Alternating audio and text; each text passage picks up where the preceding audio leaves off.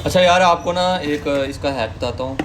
अच्छा, अगर आपकी गाड़ी जो ये लगा हुआ है ना शावर वाला, ये अगर आपको छोटा लगा होगा ना, अच्छा ये ना पीछे से सबका साइज सबका जो साइज़ होता है ना वो सेम ही होता है, चाहे आप इतना बड़ा लगवाएं चाहे आप इतना सा लगवाएं, सबका जो सुराख होगा ना वो पीछे सेम ही होगा। तो आपको एक छोटा सा हैक बता दूँ, अगर आप चाहते हैं ना कि आपको ज़्यादा पानी मिले, यानी ज़्यादा फैला हुआ पानी मिले, तो आप बड़ा वाला लगवाएं, ठीक है। अगर आप चाहते हैं कि आपको कम पानी मिले लेकिन प्रेशर में मिले पानी, तो आप इसमें छोटा साइज़ लगवा लें। तो बट मैं रिकमेंड करूँगा कि आप बड़ा वाला लगवाएं, तो ज़्यादा पानी आएगा, ठीक है। तो वो आपकी बॉडी ज़्यादा जल्दी गीली होगी, तो ज़्यादा जल्दी आप इजीली नहाने हो जाएगा, सारे जिस्म के बाल गीले हो जाएंगे, तो वो ज़्यादा बेटर रहेगा।